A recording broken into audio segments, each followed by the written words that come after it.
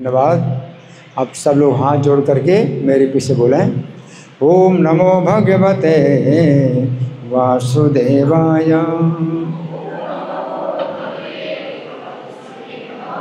ओम नमो भगवते वासुदेवाय। ओम नमो भगवते वासुदेवाय।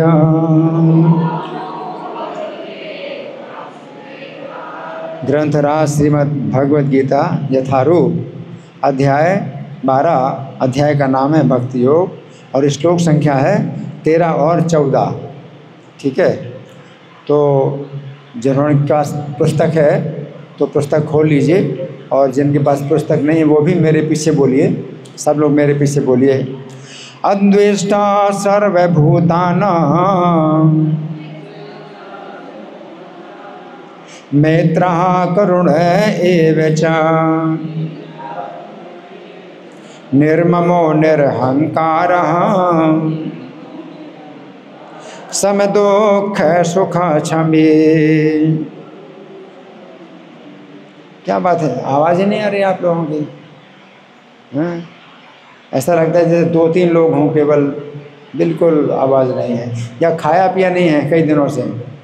हाँ, मेरे पीछे बोलिए सब लोग। ये शब्द जो है आप नहीं भी समझें तो भी आपके मुंह को पवित्र करेंगे। मुंह से बोलोगे तो मुंह पवित्र होगा, कान से सुनोगे तो कान पवित्र होंगे। ऐसा नहीं कि समझो, समझने हैं कि बिना भी समझे बिना भी बोलना सुनना ये पवित्र करेगा आपको। ठीक है। अद्वेष्टा सर्वभूतानां मैत्रः करुण एव च निर्ममो निरहंकारः समदुःख सुख क्षमी। संतुष्टः सततं योगी यतात्मा दृढ़ निश्चयः मय्यर्पित मनोबुद्धि जो मन भक्तः समे प्रियः। ठीक है, अब आप लोग अगर बोलेंगे तो टाइम ज़्यादा चला जाएगा। हम शब्दार्थ में जाएंगे। शब्दार्थ मेरे पीछे बोलिए।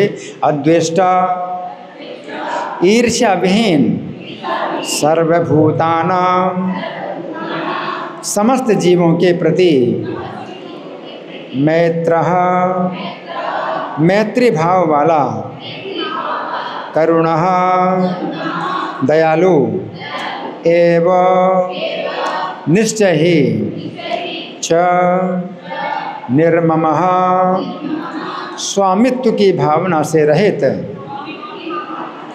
निरहंकारः मिथ्या अहंकार से रहित समो संभाव दुख सुख तथा सुख में क्षमी क्षमावान संतुष्टः प्रसन्न तुष्ट सततम निरंतर योगी भक्ति में निरत यत आत्मा आत्म संयमी दृढ़ निश्चयः संकल्प सहित मयि मुझ में अर्पित संलग्न मनः मन को बुद्धि तथा बुद्धि को यह जो मत भक्तः मेरा भक्त सह वह मेरा प्रियः प्यारा। अनुवाद मेरे पीछे बोलिए।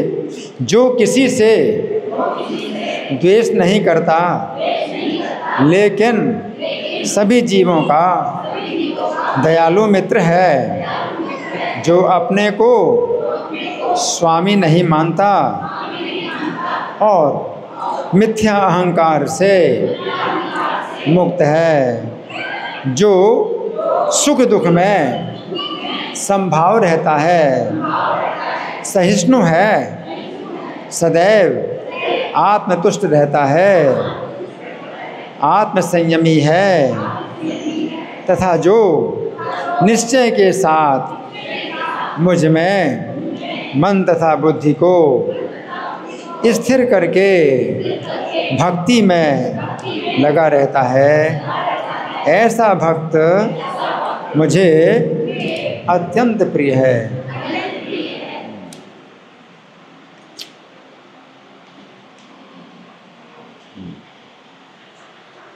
तो ये जो श्लोक है इसमें भगवान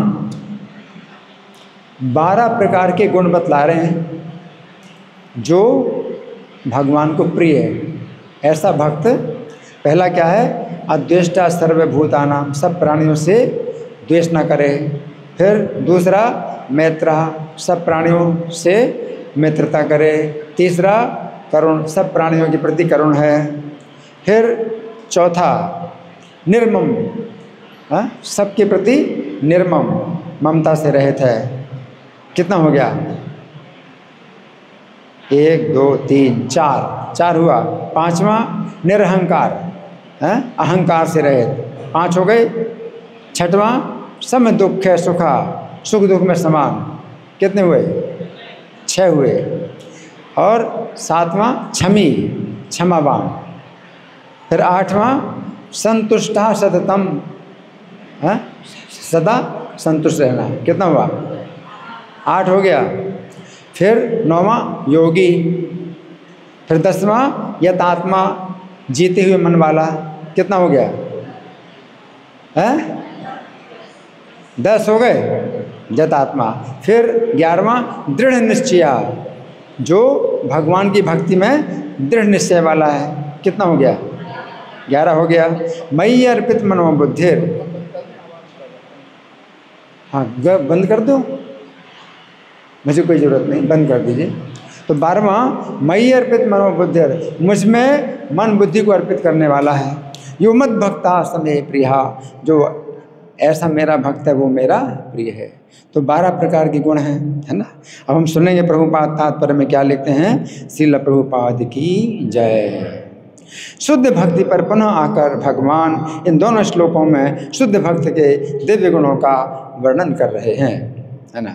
तो देखिए, ये जो अध्याय है, ये पूरा का पूरा अध्याय अर्जुन के एक श्लोक पर आधारित है। अर्जुन का प्रश्न है कि एक तो है निराकार की उपासना, ये चाप्यक्षरम अव्यक्तम, आप अक्षर अव्यक्त की उपासना करते हैं, तो उन दोनों में एक तो ऐसे है कि आपकी भक्ति करते हैं, है ना, एवं सतत युक्ताय भक्तास्त्वाम पर्युपासते, इस प्रकार से भक्त आपकी हमेशा पूजा करते हैं और सेवा करते हैं। और दूसरे हैं अक्षर अव्यक्ति की उपासना करते हैं। कौन ज़्यादा योगवित हैं, यानी ज़्यादा जुड़े हुए हैं, ज़्यादा उन्नत हैं।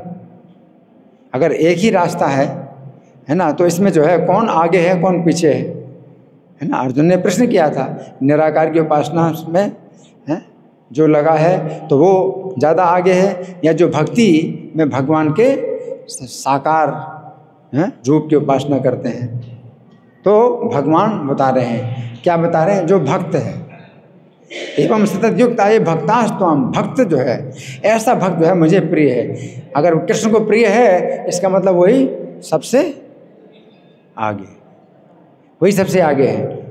क्योंकि कृष्ण को अगर प्रिय हो गए तो बस अपनी जो है अपना काम पूरा हो गया, फिर कुछ हमारा काम नहीं रहा। कृष्ण की अगर प्रसन्न हो जाए तो फिर हमारा अब कुछ काम नहीं रहा। तो निराकारवादियों के लिए भगवान ने बताया था कि अव्यक्ता है गतिर दुखम देह मद्भिर्वापिते, तो उनको जो है बहुत दुख भी मिलता है उसके मार्ग में, उनके मार्ग में बहुत दुख भी है ना। तो इसलिए भगवान कहे सीधे क्या करो, मेरी भक्ति में आ जाओ, और भक्ति में इतने उन्नति करो कि ये 12 गुण आपके अंदर आ जाएं। अगर 12 गुण आ गए तो बस आपका जो है काम फिर पूरा हो गया, है ना। तो हम सुनेंगे प्रभुपाद तात्पर्य में क्या लिखते हैं कि शुद्ध भक्ति पर पुनः आकर भगवान इन दोनों श्लोकों में शुद्ध भक्ति के दिव्य गुणों का वर्णन कर रहे हैं। तो शुद्ध भक्ति में आ गए भगवान, है ना। आगे, शुद्ध भक्त किसी भी परिस्थिति में विचलित नहीं होता। यहाँ पर क्या भगवान कह रहे हैं, प्रभुपाद लिख रहे हैं कि किसी परिस्थिति में विचलित नहीं होता, है ना ही वह किसी के प्रति ईर्ष्यालु होता है। तो पहला जो गुण है अद्वेष्टा सर्वभूतानां, किसी के प्रति ईर्ष्या वो नहीं करता। लेकिन हमें संग का त्याग तो करना ही पड़ेगा।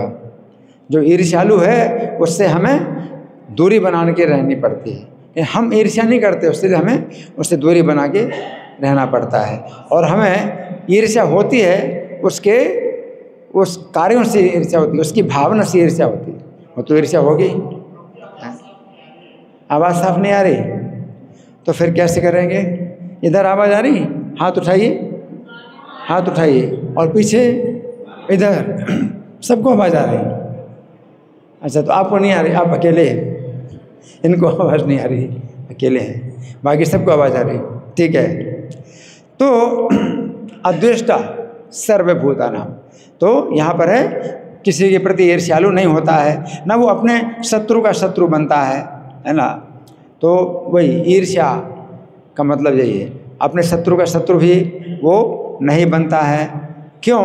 क्योंकि शत्रु का शत्रु बनेगा तो फिर भगवान की भक्ति छोड़नी पड़ेगी।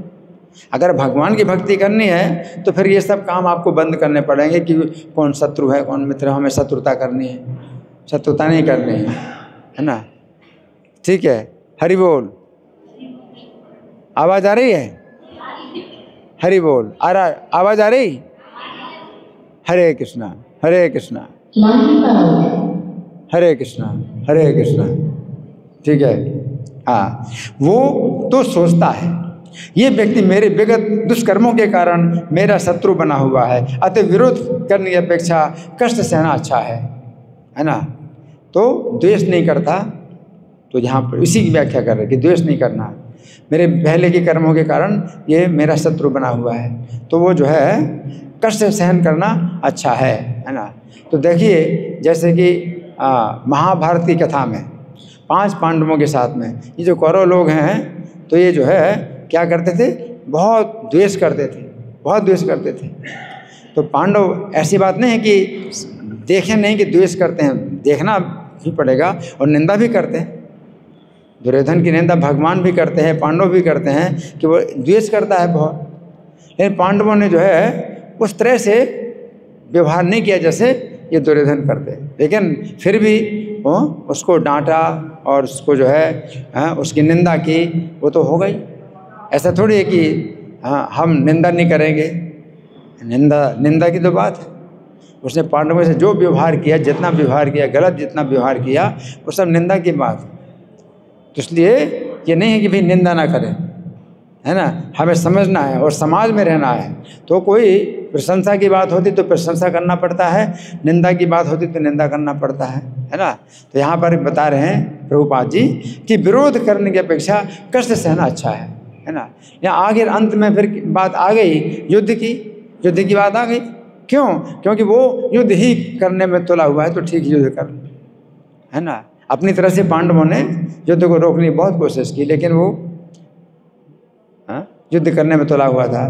तो इसलिए ये प्रभुपाद जो लिख रहे हैं, अतः विरोध करने की अपेक्षा कष्ट सहना अच्छा है। तो बहुत कष्ट है, द्रौपदी ने 5 पांडवों ने बहुत कष्ट है ना। आगे श्रीमद् भागवत में 10:14-8 कहा गया है, तत्तेनुकंपाम सुसमीक्षमाणो भुंजान एव आत्मकृतम विपाकम।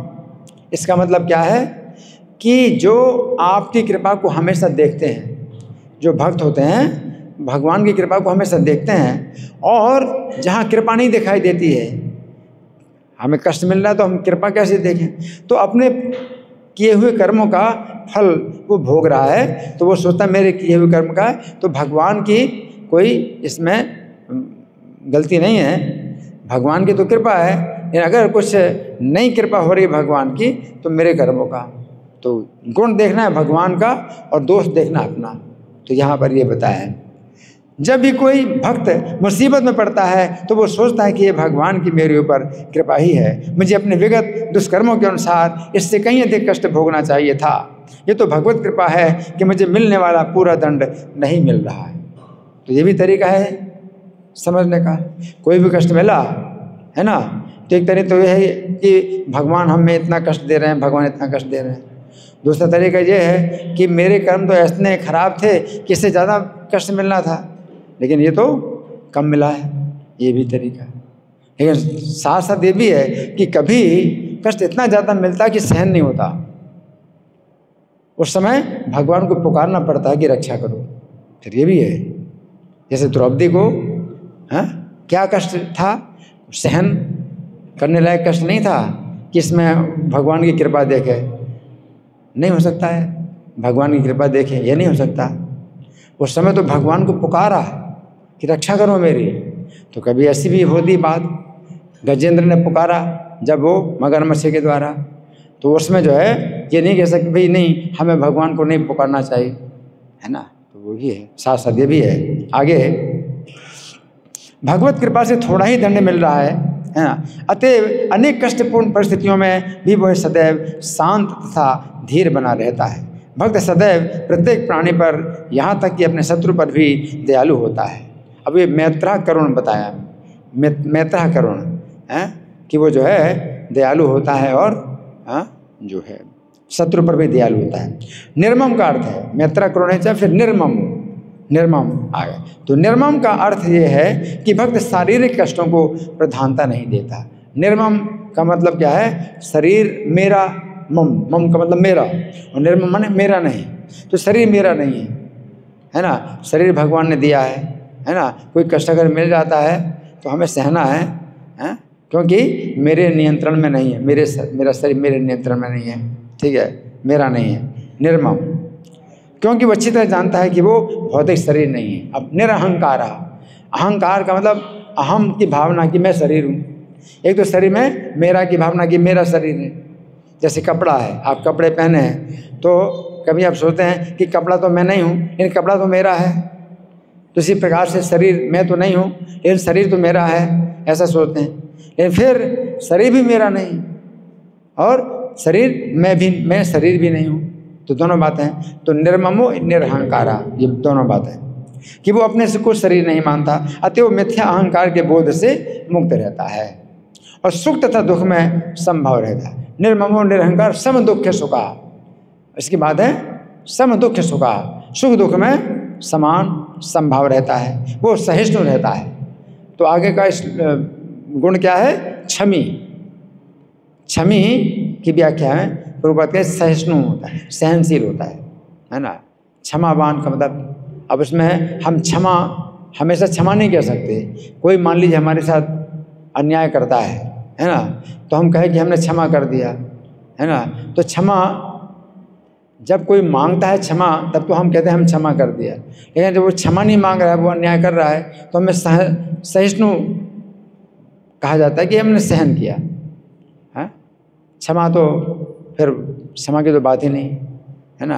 कोई अगर क्षमा नहीं मांग रहा तो क्षमा की तो बात ही नहीं, तो सहन करना पड़ता है। तो क्षमी का मतलब सहिष्णु। आगे, और भगवत कृपा से जो कुछ प्राप्त होता है उसी से संतुष्ट रहता है। तो आगे क्या है, संतुष्टा सततम, सदा संतुष्ट रहना। तो इसमें क्या है कि भगवत कृपा से जो कुछ प्राप्त हुआ, यानी भगवान की कृपा से मिला है, जिस भावना से सदा संतुष्ट रहता है, उसी संतुष्ट रहता है। वो ऐसी वस्तु को प्राप्त करने का प्रयास नहीं करता जो कठिनाई से मिले। इसमें ही आ गया कि वो सदा संतुष्ट रहता है। अब कठिनाई से मिले तो उस चक्कर में पड़ता नहीं कि इसमें परिश्रम करो ज़्यादा, इसमें ज़्यादा प्रयास करो। तत्प्रयास होना कर्तव्यो यद आयुर्व्यया परम, कि शरीर की आयु इसी में चली जाएगी। हमारा जीवन, मनुष्य का जीवन है वो बहुत सीमित है, समय बहुत सीमित है, तो उसमें समय पूरा बर्बाद चला जाएगा है किसी चीज़ को पाने में, प्रयास करने में, है ना। तो ऐसी वस्तु को प्राप्त करने का प्रयास नहीं करता जो कठिनाई से मिले, अतः वो सदैव प्रसन्न चित्त रहता है। तो वही संतुष्टा चित्तम योगी, वही चीज़ है, प्रसन्न चित्त, सदा प्रसन्न चित्त रहता है। फिर वह पूर्ण योगी होता है। उसमें कहा है श्लोक में योगी, तो प्रभुपाद लिखते हैं वो पूर्ण योगी होता है क्योंकि वो अपने गुरु के आदेशों पर अटल रहता है और चूँकि उसकी इंद्रियां बस में रहती हैं, अतः वो दृढ़ निश्चय होता है। तो योगी के बाद यत आत्मा, तो जिसने अपनी आत्मा को जीत लिया, तो यहाँ पर आत्मा का मतलब इंद्रियां, जिसने इंद्रियों को जीत लिया है तो यत आत्मा। तो तो यहाँ पर प्रभुपाद लिख रहे हैं कि चूंकि उसकी इंद्रियां बस में रहती हैं अतः वो दृढ़ निश्चय होता है। तो यत आत्मा दृढ़ निश्चय, तो इंद्रियों को बस में कर लिया तो दृढ़ निश्चय होता है उसका, किसमें, कि मुझे भक्ति करना है, दृढ़ निश्चय। फिर यतात्मा दृढ़ निश्चय मयि अर्पित मनोबुद्धि, वो झूठे तर्कों से विचलित नहीं होता, वो दृढ़ निश्चय के अंदर ही आता है कि झूठे तर्कों से विचलित नहीं होता। झूठे तर्क कैसे, वो कहते हैं भाई ये भगवान का भजन करते हो, भक्ति करते हो, इसमें अपना टाइम खराब करते हो, समाज की सेवा करो, देश की सेवा करो, परिवार की सेवा करो, हैं, ये भजन भक्ति की से क्या फ़ायदा होगा। तो इस तरह के झूठे तर्क होते हैं। तो झूठे तर्कों से विचलित नहीं होता, दृढ़ निश्चय का मतलब ये है ना। तो कई प्रकार के जो है लोग झूठे तर्क देते हैं, है ना, समाज सेवा, देश सेवा, परिवार की सेवा, मानव सेवा, बहुत से अपने नारे लगाए हैं आगे। वो झूठे तर्कों से विचलित नहीं होता क्योंकि कोई उसे भक्ति के दृढ़ संकल्प से हटा नहीं सकता। दृढ़ निश्चय, भक्ति के दृढ़ संकल्प से कोई उसे हटा नहीं सकता। वो पूर्णतः अवगत रहता है कि कृष्ण उसके शाश्वत प्रभु हैं। दृढ़ निश्चय का ये मतलब कि अवगत है कि कृष्ण मेरे शाश्वत प्रभु हैं। शाश्वत प्रभु का मतलब ये नहीं कि आज के लिए तो हम आपके नौकर हैं और अगले दिन जो है हमारी आपके साथ में नमस्कार हो जाएगी, बाय बाय, ऐसा नहीं है। दृढ़ निश्चय का मतलब क्या है कि कृष्ण मेरे शाश्वत प्रभु हैं, है ना। अतः उससे कोई भी विचलित नहीं कर सकता। तो ये सब दृढ़ निश्चय के अंदर आ जाता है। फिर इन समस्त गुणों के फलस्वरूप वो अपने मन तथा बुद्धि को पूर्णतया परमेश्वर पर स्थिर करने में समर्थ होता है। तो वही मयि अर्पित मनोबुद्धि, ये यहाँ पर आ गया क्या कि इन समस्त गुणों के फलस्वरूप वो अपने मन तथा बुद्धि को पूर्णतया परमेश्वर पर स्थिर करने में समर्थ होता है। आगे भक्ति का ऐसा आदर्श अत्यंत दुर्लभ है, लेकिन भक्त भक्ति के विधि विधानों का पालन करते हुए उसी अवस्था में स्थित रहता है। और फिर भगवान कहते हैं कि ऐसा भक्त उन्हें अति प्रिय है, क्योंकि भगवान उसकी कृष्ण भावना से युक्त कार्यकलापों से सदैव प्रसन्न रहते हैं। तो यहाँ प्रभुपाद का तात्पर्य समाप्त हुआ। अब हम सुनेंगे श्री भगवान ने कहा मैं इन गुणों की जो है एक एक करके कैसे व्याख्या हुई है, तो आप लोग बड़े ध्यान से सुनिए। सबसे पहला गुण देखिए इस श्लोक में, सबसे पहला गुण क्या है बताओ, कौन बताएगा। इस श्लोक में सबसे पहला गुण क्या है, अद्वेष्टा। अद्वेष्टा है, अद्वेष्टा सर्वभूतानाम, अर्थात वो भक्त समस्त जीवों के प्रति ईर्ष्या विहीन होता है। तो यहाँ पर समझने की बात है कि हमें किसी भी जीव के प्रति ईर्ष्या तब होती है जब हम देखते हैं कि वो हमारे भोगों में बाधा डाल रहा है, कि नहीं। ईर्ष्या होती है जब हमारे भोगों में कोई बाधा डालता है। यदि उस जीव का कोई भी इरादा नहीं है कि हमारे भोगों में बाधा उत्पन्न करे, परंतु यदि हम देखते हैं कि उस जीव के कारण हमारे भोगों में बाधा उत्पन्न हो रही है, तो भी हम उस निर्दोष जीव से ईर्ष्या करने लगते हैं। उसका तो इरादा नहीं है, लेकिन हम देखते हैं कि उसके कारण हमारे भोग में बाधा पड़ती, तो भी ईर्ष्या पैदा होती है उसके प्रति, है ना। जैसे 5 पांडव हैं, तो 5 पांडवों का कुछ भी इरादा नहीं था दुर्योधन का जो है कुछ भोगों में बाधा डालने का, लेकिन दुर्योधन क्या सोचता है, इनके कारण इनके भोगों में बाधा पड़ रही। क्यों? क्यों हिस्सा करना पड़ेगा राज्य का हिस्सा करना पड़ेगा, और इनका ही मस्त ज़्यादा हिस्सा इन्हीं का बनता है, तो उसको ईर्ष्या हुई, है ना। तो यहाँ पर बताया कि चूँकि श्री कृष्ण के शुद्ध भक्त के अंदर भोगने की इच्छा नहीं होती है, इसलिए वो किसी भी प्राणी से ईर्ष्या नहीं करता। तो पहला गुण हो गया। अब दूसरा क्या है, अद्वेष्टा सर्वभूतानाम। उसके बाद क्या है, बोलो, मैत्रा ना, मैत्रा है ना, मैत्रा है तो मित्रता से युक्त है। तो यहाँ पर श्री कृष्ण कह रहे हैं उनका शुद्ध भक्त केवल इतना ही नहीं होता है कि वो समस्त जीवों के प्रति ईर्ष्या से रहित होता है, वो इससे भी आगे होता है, वो सभी जीवों के प्रति मित्रता से भरा रहता है। केवल ईर्ष्या रहित हो गया तो इतना ही पर्याप्त नहीं है कि ईर्ष्या नहीं करते, बल्कि क्या है, मित्रता, मित्रता के से भरा रहता है। यद्यपि भक्त लोग अपनी घनिष्ठ मित्रता तो भक्तों के साथ ही रखते हैं, सीधी बात, भक्तों के साथ भी मित्रता रखते हैं, परंतु सामान्य जीवों के प्रति भी वे मित्रता का भाव रखते हैं, है ना। घनिष्ठ मित्रता भक्तों के साथ, लेकिन सामान्य जीवों के साथ भी मित्रता का भाव। इसका अर्थ है कि भक्त सामान्य जीवों को भी अपने ही समान महत्व देते हैं, अपने बराबर महत्व देते हैं। मित्रता का मतलब अपने बराबर, तो सामान्य जीवों को भी अपने बराबर है। वे ऐसा नहीं सोचते हैं कि मैं श्री कृष्ण का भक्त हूँ और ये व्यक्ति श्री कृष्ण का भक्त नहीं है, इसलिए मेरा इस व्यक्ति के साथ कोई संबंध नहीं है। ऐसा नहीं सोचते, है ना? नहीं, वो ऐसा ना सोचकर विचार करता है कि मैं किस प्रकार इस व्यक्ति को भक्त बनाऊं। दो प्रकार के अभक्त हैं, एक तो ईर्ष्यालु हैं और दूसरे अज्ञानी। अज्ञानी के लिए वो सोचता है मैं इसको भक्त बनाऊं, और ईर्ष्यालु से दूरी बनाना, है ना? तो श्रील प्रभुपाद जिस समय अकेले प्रचार करने के लिए अमेरिका गए थे, क्या श्रील प्रभुपाद जिस समय अकेले प्रचार करने के लिए अमेरिका गए थे, उस समय उन्होंने अत्यंत पतित लोगों के साथ मित्रता का संबंध जोड़ा। बहुत पतित। कैसे थे वो? हिप्पी लोग थे। नाली में जो है, सड़क की नाली के कुत्तों की तरह उनका जीवन था, है ना? तो प्रभुपाद ने मित्रता का संबंध जोड़ा उनके साथ, अपने कोमल और सहानुभूति पूर्ण व्यवहार से उनको भक्त बनाया, है ना? तो ये है, तो मतलब क्या? अज्ञानी पर कृपा करना, है ना? ये है। फिर तीसरा गुण, मैत्रा के बाद तीसरा गुण क्या है? करुणा, है ना? करुण एवचा, अर्थात श्री कृष्ण का शुद्ध भक्त सभी प्राणों के प्रति करुण होता है। तो यहाँ पर श्री कृष्ण कह रहे हैं उनका शुद्ध भक्त केवल इतना ही नहीं होता है कि सभी प्राणियों के प्रति ईर्ष्या रहित हो और मित्रता से भरा हुआ।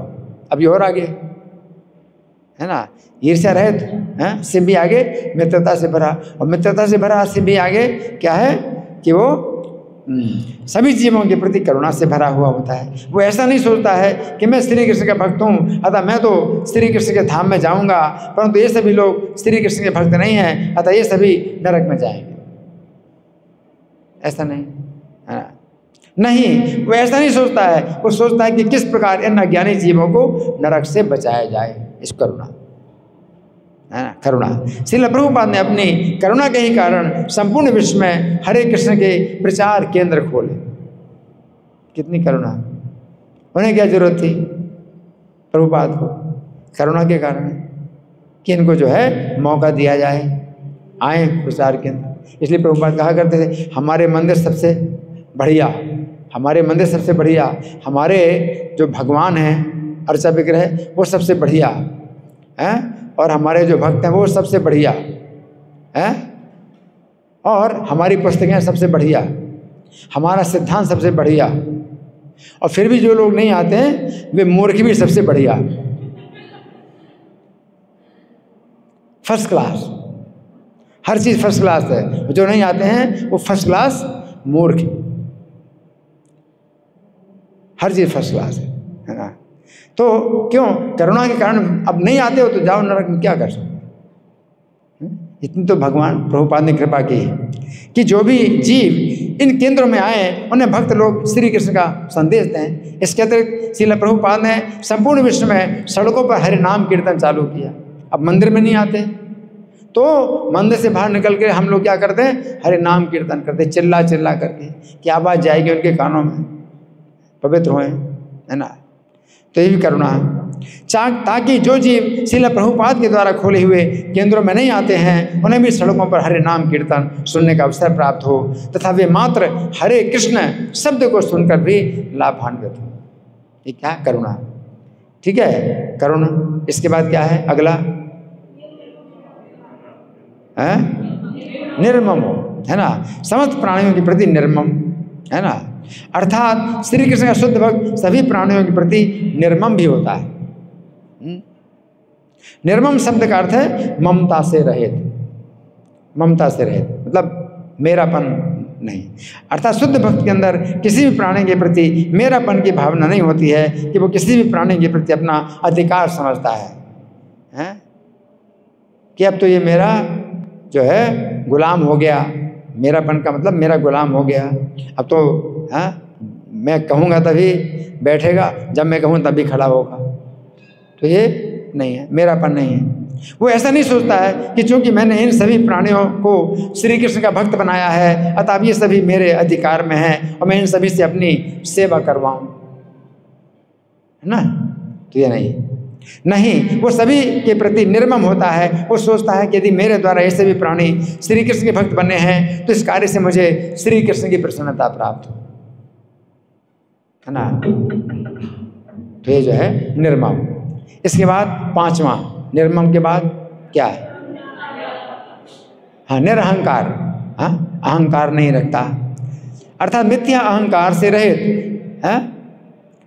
तो यहाँ पर श्री कृष्ण कह रहे हैं कि उनका शुद्ध भक्त केवल निर्मम ही नहीं होता है बल्कि इससे भी आगे होता है। वो केवल इतना ही नहीं होता है अन्य प्राणों के प्रति अपना अधिकार नहीं जमाता है बल्कि वो अपने शरीर में भी अपनी पहचान नहीं करता है, अपने शरीर में अपनी पहचान नहीं करता, है ना। क्योंकि ये शरीर कैसा है?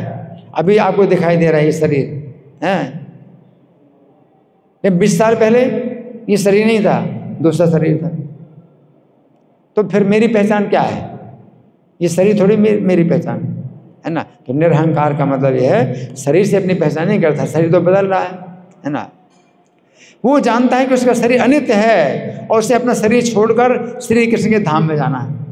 अतः वो क्यों अन्य प्राणियों के प्रति अपना अधिकार जमाए?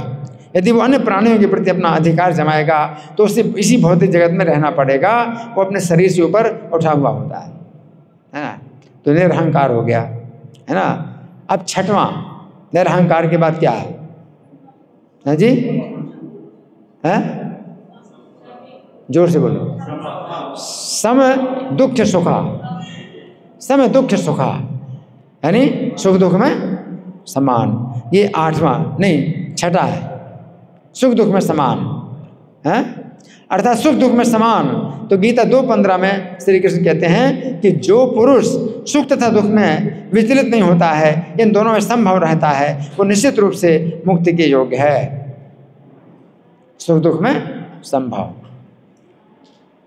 इस उक्त श्लोक के तात्पर्य में प्रभुपाद लिखते हैं जो व्यक्ति आत्म साक्षात्कार की उच्च अवस्था प्राप्त करने के लिए दृढ़ प्रतिज्ञ है, आत्म साक्षात्कार की उच्च अवस्था प्राप्त करने के लिए दृढ़ प्रतिज्ञ है और सुख दुख के प्रहारों को सह सकता है, वो ही निश्चय मुक्ति के योग्य है। सुख दुख के प्रहार है, दोनों प्रहार हैं। सुख में आप हर्षित होते हैं, ये भी एक प्रहार है, और दुख में आप जो है उद्विग्न होते हैं, ये भी एक प्रहार है। सहन करो, सुख को भी सहन करो, यानी हर्षित नहीं होना। अनित्य है, सुख भी अनित्य है, दुख भी अनित्य है। तो वो निश्चय ही मुक्ति के योग्य है। आगे गीता 2:56 में श्री कृष्ण कहते हैं कि जो व्यक्ति दुखों में उद्विग्न नहीं होता है, दुखों में उद्विग्न नहीं होता है, सुखों में आसक्त नहीं होता है, वो स्थिर बुद्धि वाला है ना। उक्त श्लोक के तात्पर्य में श्रील प्रभुपाद लिखते हैं कि श्री कृष्ण का शुद्ध भक्त सुख प्राप्त होने पर श्री कृष्ण की कृपा मानता है। मैं तो इस सुख के लायक नहीं था, कृष्ण की कृपा से सुख मिला है ना। और वो श्री कृष्ण की कृपा मानता है कि वो इस सुख के योग्य नहीं था, परंतु श्री कृष्ण की कृपा से उसे यह सुख प्राप्त हुआ है। और दुख प्राप्त होने पर वो मानता है उसे इससे भी अधिक दुख प्राप्त होना था, परंतु श्री कृष्ण की कृपा से उसे कम दुख प्राप्त हुआ है। इस प्रकार वो सुख तथा दुख दोनों में श्री कृष्ण की कृपा देखता है ना। तो ये हो गया सम दुख सुखा। अब 7वां इसके आगे क्या है? क्षमी, है ना, क्षमाशील, है ना। तो भागवत 11:3-24 के तात्पर्य में लिखा है अध्यात्मवादी को क्षमाशील होना चाहिए। ये भौतिक जगत झुंझलाहट लाने वाली और उत्तेजित करने वाली परिस्थितियों से पूर्ण है। बड़ी झुंझलाहट आती है और उत्तेजना होती है बहुत ज़्यादा। ये संसार ऐसा है। और जब तक व्यक्ति क्षमाशील नहीं होगा तब तक वो बदला लेने की भावना से उत्तेजित होता रहेगा कि मैं बदला लूँगा, मैं बदला लूँगा, जिससे आध्यात्मिक चेतना नष्ट हो जाएगी। फिर आध्यात्मिक चेतना क्या है? आपको इस भौतिक संसार से बाहर निकलना है। तो जेल के अंदर ही अपने शत्रु मित्र में आपने जो है अपना संबंध बना लिया आपने, तो फिर जेल के अंदर ही रहोगे। जेल के बाहर निकलना है तो शत्रु और मित्र ये संबंध आपको छोड़ने पड़ेंगे, है ना। तो श्रील प्रभुपाद अपने शिष्यों के द्वारा किए हुए अपराधों को क्षमा कर देते, है ना। यदि उन शिष्यों की भावना सेवा करने की होती थी, परंतु उनके द्वारा अज्ञान में अपराध होते थे, ऐसी स्थिति में भक्त अपराधों को क्षमा करता है। तो हमेशा क्षमा की बात नहीं आती है ना। प्रभुपाद क्षमा करते थे अपराधों को कि वो सेवा करने की भावना है, लेकिन वो अज्ञान में अपराध हो जाता है। तब कोई व्यक्ति जानबूझ के अपराध करता है, ईर्ष्यालु है ना, तो फिर उसको छोड़ना ही पड़ता है ना। कैसी बात नहीं, प्रभुपाद ने किसी को मंदिर से निकाला भी, प्रभुपाद ने किसी को मंदिर से निकाला है ना, तो निकालना पड़ता है। आगे फिर 8वां, ये क्षमाशील, क्षमी के बाद क्या 8वां है, जोर से, संतुष्टा सततम योगी। संतुष्टा सततम योगी, तो फिर आगे संतुष्टा सततम यानी हमेशा संतुष्ट रहना, है ना। तो सदा संतुष्ट है। तो गीता 2:55 में श्री कृष्ण कहते हैं कि जो व्यक्ति भौतिक कामनाओं का त्याग कर देता है और इस तरह से विशुद्ध हुआ, उसका मन आत्मा में संतोष प्राप्त करता है, तो वह स्थिर बुद्धि वाला कहा जाता है। उक्त श्लोक के तात्पर्य में श्रील प्रभुपाद लिखते हैं कि अत्यधिक उन्नत महात्मा अपने आप को परमेश्वर का शाश्वत दास मानकर आत्मा में संतुष्ट रहता है। इसी में संतुष्ट, क्या कि मैं दास हूँ। जैसे नित्यानंद प्रभु तो एक ही बात को 10 बार, 100 बार, 1000 बार बोलते थे, क्या, निमाई पंडित मेरे स्वामी हैं। इसी बात को 10 बार बोलते और 1000 बार बोलते, निमाई पंडित मेरे स्वामी हैं, निमाई पंडित मेरे स्वामी हैं। इसी में संतुष्ट रहते हैं। भौतिक संसार में ऐसा नहीं होता है ना। भौतिक संसार में तो चाहता है कि मुझे सीट मिल जाए, है ना। हर कोई सीट पाना चाहता है, उसको सीट से निकालूं और मैं इसकी सीट प्राप्त करूं। लेकिन यहाँ भक्ति में क्या है, संतुष्ट सदा संतुष्ट, कृष्ण का शाश्वत दास, है ना।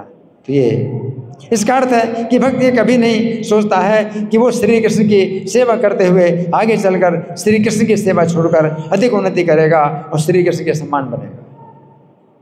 ये विचार होता है, ये विचार होता है क्या, नहीं होता। क्या विचार, क्या है, जोर से बोलो। हाँ, कि सेवा करते करते उन्नति करूँगा और आगे फिर कृष्ण के बराबर हो जाऊँगा।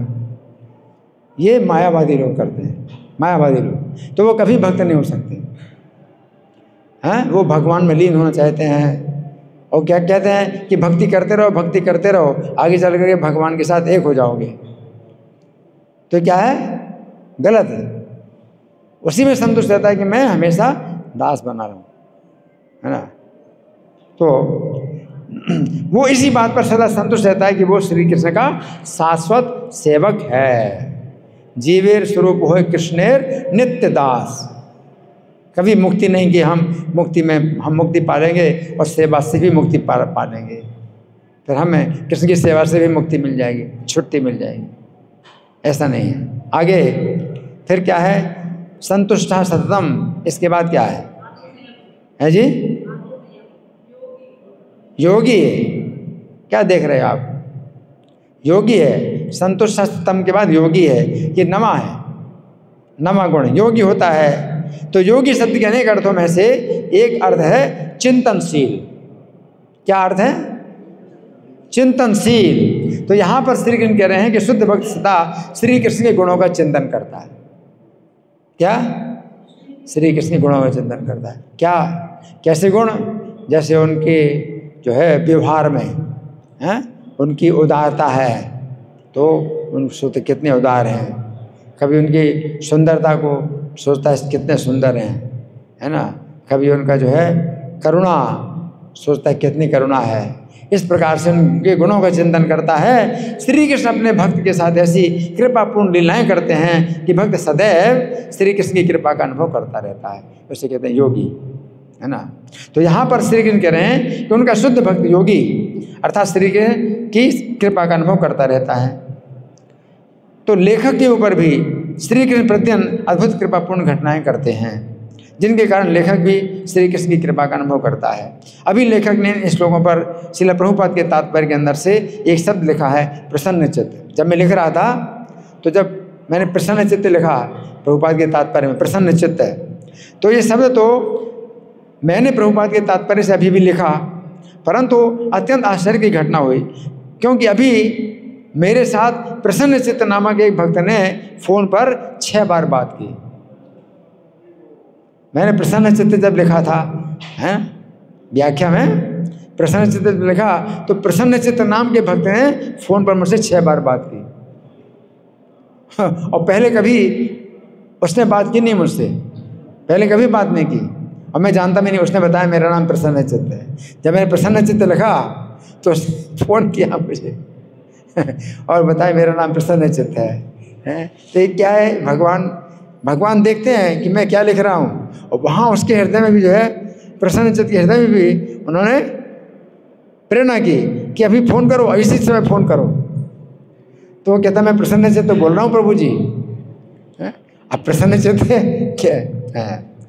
श्री कृष्ण ने घटना का एक ऐसा योग बनाया कि आज के दिवस पर, अर्थात 27 सितंबर 2018 की दिनांक पर, मैंने जिस समय गीता के इन श्लोकों की व्याख्या लिखी उस तारीख को, और जिस समय मैंने अपनी व्याख्या में श्रील प्रभुपाद के तात्पर्य से प्रसन्न चित्त शब्द का प्रयोग लिखा, उस समय प्रसन्न चित्त नाम के एक भक्त ने मेरे साथ फोन पर 6 बार बातें की। ये बात समझने की है कि ये पहली घटना है कि प्रसन्न चित्त नाम के एक भक्त ने मेरे साथ फोन पर संपर्क किया है। मैं जानता ही नहीं था कि प्रसन्न चित्त भी कोई भक्त है ना। और ये पहली घटना है कि मुझे गीता की ये 2 श्लोक यथाक्रम के अनुसार आज ही मिले, जिनके तात्पर्य में प्रसन्न चित्त शब्द का प्रयोग हुआ है। ये केवल श्री कृष्ण का ही गुण है कि उन्होंने घटना का एक ऐसा अद्भुत योग बनाया है। तो यहाँ पर श्री कृष्ण कह रहे हैं उनका भक्त योगी होता है, अर्थात वो सदा श्री कृष्ण की कृपा और उनके गुणों का चिंतन करता रहता है। अच्छा, तो ये हो गया योगी। अब इसके आगे 10वां क्या है? यतात्मा है, जीते हुए मन वाला। यतात्मा है, यत और आत्मा। यत शब्द का अर्थ है जीता हुआ, और आत्मा शब्द का अर्थ है मन। इस प्रकार यतात्मा शब्द का अर्थ हुआ ऐसा व्यक्ति जिसका मन जीता हुआ है। ये बात समझने की है कि शुद्ध भक्त सदैव श्री कृष्ण की कृपा और उनके गुणों का चिंतन करता रहता है, अतः उसका मन शुद्ध होने के कारण स्वतः नियंत्रित होता है। तो यतात्मा, योगी के बाद यतात्मा है ना। उसे अपने मन को अलग से नियंत्रित करने की आवश्यकता नहीं रहती। जिसका मन केवल इसी बात से संतुष्ट रहता है कि वो श्री कृष्ण का नित्य दास है, उसे अपने मन को वश में करने की कोई आवश्यकता नहीं है, क्योंकि उसका मन पहले से ही शुद्ध है ना। तो ये हो गया यतात्मा। यतात्मा के बाद क्या है? दृढ़ निश्चय। ये 11वां, दृढ़ निश्चय वाला हो।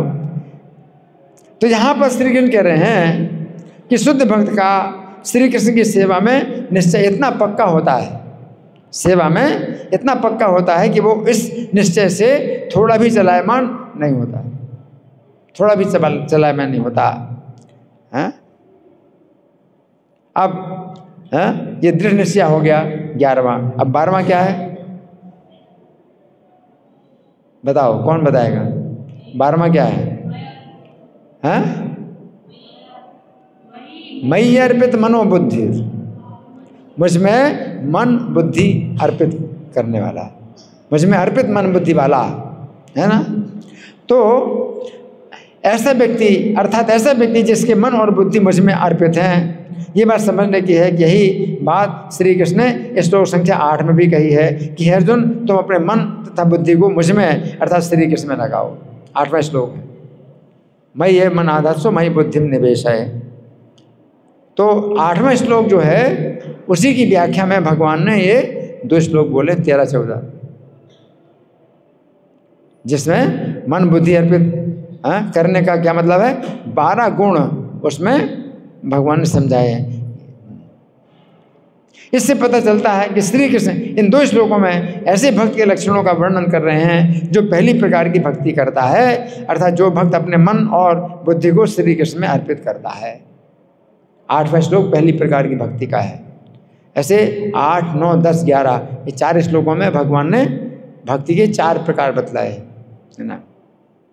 श्लोक संख्या 8 में कहा गया है कि जो भक्त अपने मन तथा बुद्धि को श्री कृष्ण में अर्पित करता है वह श्री कृष्ण के धाम में ही रहता है, यद्यपि देखने के लिए वो इस भौतिक जगत में रहता है। अब अंत में ये 12 लक्षण बतला दिए। फिर भगवान ने क्या कहा, क्या शब्द हैं भगवान के, यो मद भक्ता समय प्रिय, जो ऐसा मेरा भक्त है वो मुझे प्रिय है, अर्थात मेरा ऐसा भक्त मुझे प्रिय है। तो यहाँ पर श्री कृष्ण अर्जुन के उस प्रश्न का उत्तर दे रहे हैं कि जो उन्होंने श्लोक संख्या 1 में किया था कि श्री कृष्ण की दृष्टि में भक्त अधिक मान्य है या निराकारवादी। अर्जुन ने क्या प्रश्न किया था, क्या भक्त को ज़्यादा मानते हो या निराकारवादी को? तो भगवान ने क्या कहा, निराकारवादी को मैं नहीं मानता, मैं ऐसे भक्त को मानता हूँ जिसमें ऐसे 12 गुण हैं, है ना। तो यहाँ पर श्री कृष्ण कह रहे हैं कि श्री कृष्ण को ऐसा भक्त प्रिय है जिसमें उपरोक्त लक्षण है, श्री कृष्ण को निराकारवादी प्रिय नहीं है। ठीक है, तो हमने कुछ चर्चा की इस श्लोक पर, 2 श्लोकों पर चर्चा की। कौन सी संख्या है श्लोकों की? 13-14 पर हमने चर्चा की।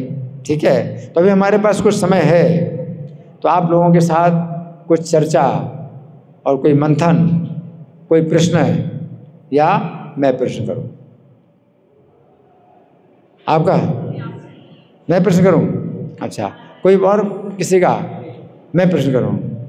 ठीक है, तो मैं प्रश्न कर रहा हूं। अच्छा, तो देखिए भगवान जो है इस श्लोक में 12 गुण बतला रहे हैं ना, 12 गुण बताते हैं। अद्वेष्टा सर्वभूतानां, तो पहला गुण क्या है? हाँ, सभी प्राणियों के प्रति द्वेष रहित। द्वेष नहीं होता है, द्वेष नहीं होता है, लेकिन साथ साथ कुछ तो होता है। क्या होता है?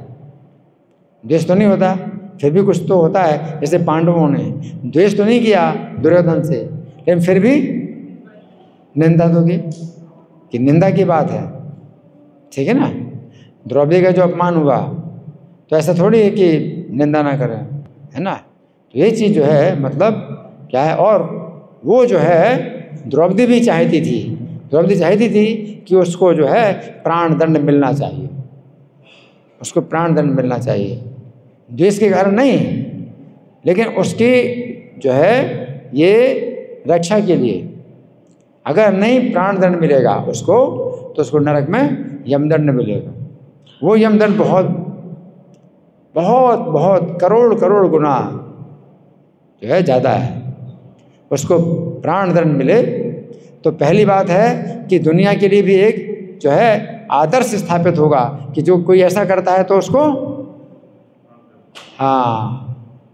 प्राण दंड मिला, उसको प्राण दंड मिला। और दूसरा उसके लिए भी लाभदायक है कि उसको प्राण दंड अगर मिलेगा तो फिर उसको क्या नहीं मिलेगा?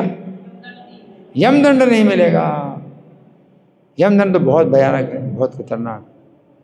तो इस तरह से जो है किसी भी व्यक्ति जो है कोई अगर अन्याय कर रहा है हमारे साथ, तो हमें जो है द्वेष ना हो करके हमें फिर भी शोक होता है, शोक करना पड़ता है कि ये व्यक्ति अन्याय कर रहा है और इतना ज्ञान में है, और उसको हम अन्याय करने का मौका भी नहीं देते कि और अन्याय करे, हम उससे दूरी बना के रखते हैं।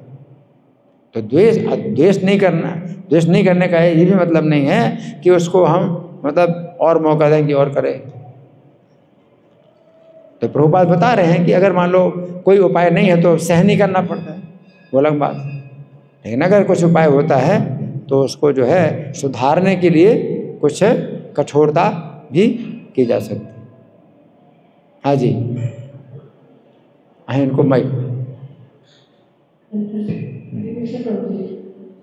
मेरा ये प्रश्न है कि जैसे द्रौपदी ने भगवान को पुकारा कि वो जो दुख है, कष्ट है, वो बहुत ही असहनीय है। हाँ जी। लेकिन यदि हम कुछ कष्ट हमारे जीवन में आते हैं, लेकिन हम सोचते हैं कि शायद अगर ये भी कष्ट न रहे तो हम भक्ति और अच्छे से कर सकते हैं। हालांकि हम सहन कर पा रहे हैं उस कष्ट को, लेकिन फिर भी हम सोचते हैं कि अगर ये कष्ट भी नहीं रहेगा तो और अच्छे से भक्ति किया जा सकता है। तो भगवान से हम प्रार्थना करते हैं तो हम कैसे? इनका प्रश्न है कि अगर कोई कष्ट मिल रहा है तो हम भगवान से प्रार्थना कर सकते हैं कि कष्ट हमारा दूर हो जाए तो हम और अच्छी तरह से भक्ति करें। नहीं, इसमें कुंती महारानी क्या कहती हैं, विपत्तियाँ आए हमारे पास, विपत्तियों में हम आपका स्मरण कर दें। तो जो पुण्यात्मा होता है तो वो भजन का पहला जो कारण होता है कि वो भगवान का वैसे भजन नहीं करता, लेकिन कष्ट में भगवान का भजन करता है। वो ये पहचान है, उसकी परीक्षा है। अगर कोई पुण्यात्मा है तो कष्ट में फिर वो सोचता है कि मेरा कष्ट जो है भगवान दूर करें, उसके अंदर ये श्रद्धा होती है कि मेरा कष्ट भगवान दूर कर सकते हैं। तो भगवान, और वैसे जो है वो भगवान का भजन नहीं करता। तो जैसे देवता लोग पुण्यात्मा होते हैं, तो देवता लोग पुण्यात्मा है लेकिन ज़्यादा पुण्यात्मा नहीं है, तो कम पुण्यात्मा है, तो अपने भोगों में लगे रहते हैं, इंद्रिय तृप्ति में लगे रहते हैं, भगवान को भूले रहते हैं। जब कष्ट आता है तो सब जो है मिल करके भगवान से प्रार्थना करते हैं, मेरा कष्ट दूर करो। लेकिन जो दुष्कृति है, पापी असुर लोग होते हैं, तो कितना भी कष्ट आए वो भगवान के सामने झुकते नहीं। जैसे रावण था, है ना, तो सीता का अपहरण किया, है ना, लेकिन अब वो नहीं सोचता कि सीता को वापस करूं, है ना, और राम के सामने झुकूं, कोई आसुरी भाव कि मैं झुक नहीं सकता, हैं, सर कटा सकते हैं लेकिन सर झुका सकते नहीं। तो भगवान का भजन नहीं करते, आसुरी भाव, भगवान की निंदा करते हैं, भगवान की निंदा करते हैं और भगवान का भजन और छोड़ देते हैं। अगर कुछ हुआ तो फिर जो जप करते थे वो भी बंद कर दिया कि ऐसा क्यों हो गया, है ना, मेरी माँ को ऐसा हो गया, मेरे पिता को ऐसा हो गया, मुझे ये बीमारी लग गई, अब क्यों हो गया, हैं। किसी व्यक्ति ने दान दिया तो बहुत बड़ा दान दिया और फिर उसका लड़का मर गया तो फिर वो यही करने लगे, मैंने इतना दान दिया, मेरा लड़का मर गया।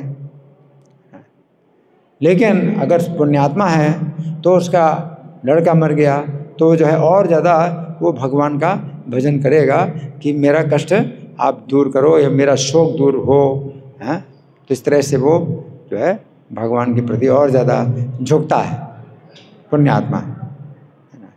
तो कुंती महारानी मांगती हैं कि हमें कष्ट दीजिए, और कष्ट नहीं आप देते हैं तो हमारे इतने पुण्य नहीं कि आपका भजन करेंगे। हमारे अंदर जन्म ऐश्वर्य शिविर, ऊंचे जन्म का घमंड आ जाता है और धन संपत्ति का घमंड आ जाता है, अपने शिक्षा का घमंड आ जाता है या सुंदरता का घमंड आ जाता है। यदि आप कष्ट देंगे तो फिर घमंड नहीं रहेगा और शरण लेंगे आप। इतनी अच्छी शिक्षा ले, इतना कष्ट मिल रहा मुझे तो क्या फ़ायदा शिक्षा का, मुझे भगवान का भजन करना चाहिए, ठीक है ना। तो जो पुण्यात्मा होता है कष्ट में भगवान को भजन करता ही है, और कष्ट दूर होने के लिए हमें भजन करना ही है, वो तो स्वाभाविक है। कोई भी कष्ट होता है तो कष्ट दूर करने के हम भजन करते हैं, है ना। लेकिन जो कम पुण्यात्मा है कष्ट में ही भजन करता है, लेकिन जो और ज़्यादा पुण्यात्मा है तो आर्तो जिज्ञासुर, जिज्ञासा भी उसके अंदर होती है, तो साधु संग, वो वैसे भी कष्ट नहीं है तो भी साधु संग करता है कि कुछ मुझे ज्ञान प्राप्त होगा, हाँ, भगवान की जो है इसमें भक्ति का जो है और भी मुझे अनुभूतियाँ प्राप्त होंगी, तो साधु संग करता है, जिज्ञासा। और ज़्यादा पुण्यात्मा होता है आर्तो जिज्ञासु अर्थार्थी, तो फिर भौतिक संसार में कुछ और भी उसको प्राप्ति के लिए भी वो भगवान का भजन करता है, तो वो भी कारण बन जाता है।